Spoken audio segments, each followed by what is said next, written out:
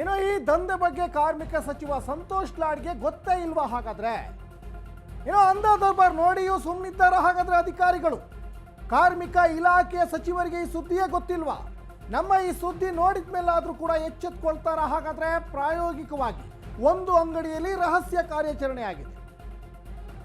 ಕೇವಲ ಒಂದು ಅಂಗಡಿಯಲ್ಲೇ ಮೂಟೆಗಟ್ಟಲೆ ಪುಸ್ತಕಗಳು ಪತ್ತೆಯಾಗಿದೆ, ಒಂದೇ ಒಂದು ಅಂಗಡಿಯಲ್ಲಿ. ಇನ್ನು ರಾಜ್ಯದ ಉದ್ದಗಲಕ್ಕೂ ಕಾರ್ಯಾಚರಣೆ ನಡೆಸಿದ್ರೆ ಏನ್ ಕತೆ ಹಾಗಾದ್ರೆ? ದಂಧೆ ಬಗ್ಗೆ ಕಾರ್ಮಿಕ ಸಚಿವ ಸಂತೋಷ್ ಲಾಡ್ಗೆ ಗೊತ್ತೇ ಇಲ್ವಾ, ಅಥವಾ ಗೊತ್ತಿದ್ದು ಕಣ್ಮುಚ್ಕೊಂಡು ಕೂತ್ಕೊಂಡಿದ್ದಾರೆ? ಈ ಅಂಧ ದರ್ಬಾರ್ ನೋಡಿಯೂ ಸುಮ್ಮನಿದ್ದಾರೆ ಹಾಗಾದ್ರೆ ಅಧಿಕಾರಿಗಳು? ಇದ್ರ ಬಗ್ಗೆ ಉತ್ತರ ಕೊಡಬೇಕಾಗುತ್ತೆ ಸಚಿವರು, ಸಂಬಂಧಪಟ್ಟಂತ ಅಧಿಕಾರಿಗಳು. ನಮ್ಮ ಈ ಸುದ್ದಿ ನೋಡಿದ ಮೇಲಾದ್ರೂ ಕೂಡ ಸರ್ಕಾರ ಎಚ್ಚೆತ್ಕೊಳ್ಳುತ್ತಾ, ಸ್ಪೆಷಲಿ ಸಂತೋಷ್ ಲಾಡ್, ಕಾರ್ಮಿಕ ಇಲಾಖೆ ಸಚಿವ ಸಂತೋಷ್ ಲಾಡ್ ಇದ್ರ ಬಗ್ಗೆ ಕ್ರಮ ತೆಗೆದುಕೊಳ್ತಾರ? ಕೇವಲ ಒಂದು ಅಂಗಡಿಯಲ್ಲೇ ಮೂಟೆ ಮೂಟೆ ಪುಸ್ತಕಗಳು ಸಿಗ್ತಾ ಇದಾವೆ ಸಂತೋಷ್ ಲಾಡ್ ಅವರೇ. ಇನ್ನು ರಾಜ್ಯದ ಉದ್ದಗಲಕ್ಕೂ ಕಾರ್ಯಾಚರಣೆ ನಡೆಸಿದ್ರೆ ಲೋಡ್ ಗಟ್ಟಲೆ ಪುಸ್ತಕ ಸಿಗ್ತಾ ಹೋಗ್ತವೆ, ಗೋಡನ್ ಗಟ್ಟಲೆ ಪುಸ್ತಕ ಸಿಗ್ತಾ ಹೋಗ್ತವೆ. ಇದ್ರ ಬಗ್ಗೆ ಸೂಕ್ತ ಕ್ರಮ ತೆಗೆದುಕೊಳ್ಳಲೇಬೇಕಾಗುತ್ತೆ. ಈ ಸುದ್ದಿ ಖಂಡಿತವಾಗಿಯೂ ಕೂಡ ಸಂತೋಷ್ ಲಾಡ್ ಅವರ ಗಮನಕ್ಕೆ ಹೋಗೇ ಹೋಗುತ್ತೆ.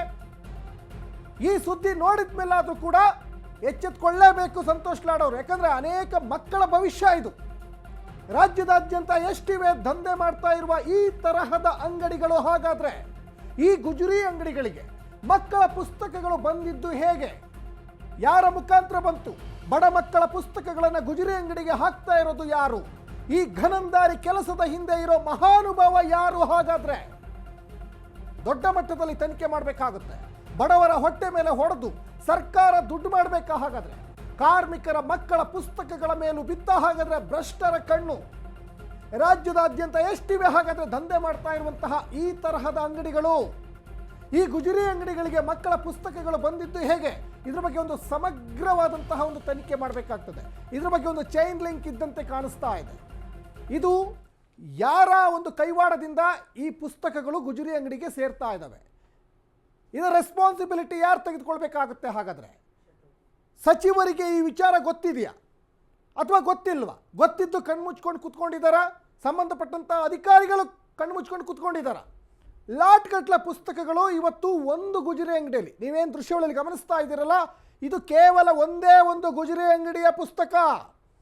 ಇನ್ನು ರಾಜ್ಯದಾದ್ಯಂತ ನಾವು ಈ ಥರ ಕಾರ್ಯಾಚರಣೆ ಮಾಡಿದ್ರೆ ಲೋಡ್ ಗಟ್ಟಲೆ, ಕ್ವಿಂಟಲ್ ಗಟ್ಟಲೆ ಪುಸ್ತಕ ಸಿಗುತ್ತೆ.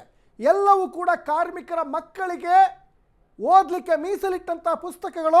ಇವತ್ತು ದುರಾಸೆಗೆ ಬಿದ್ದಿರುವಂತಹ ಸರ್ಕಾರ ಇದನ್ನು ಮಾರ್ಕೊಂಡು ಇದರಲ್ಲಿ ಬಂದಂತಹ ದುಡ್ಡನ್ನು ಬೊಕ್ಕಸಕ್ಕೆ ತೆಗೆದುಕೊಳ್ತಾ ಇದೆಯಾ, ಅಥವಾ ಅಧಿಕಾರಿಗಳೇ ನುಂಗಿ ನೀರು ಕುಡಿತಾ ಇದ್ದಾರಾ, ಅಥವಾ ಯಾರ ಕೈ ಸೇರ್ತಾ ಇದೆ ಈ ದುಡ್ಡು?